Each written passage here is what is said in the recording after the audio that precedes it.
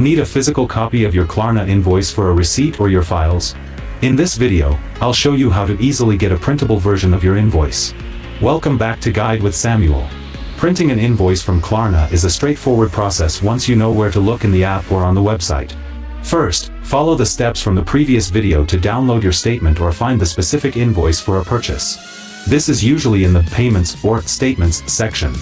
Once you have the PDF file open on your device, you need to send it to a printer. Tap the Share icon or Print option on your phone or computer. Select your connected printer from the list of options and send the file. Your Klarna invoice will now print out as a physical document. A crucial pro tip: if you're on a computer, the easiest way is to open the PDF and press Ctrl+P or CMD+P on Mac to bring up the print dialog. For a cleaner print, ensure Fit to Page is selected in the print settings so nothing gets cut off. And just like that, you have a hard copy for your records.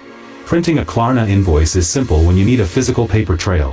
Do you still find yourself needing to print documents in our digital age, or are you fully paperless? Let us know.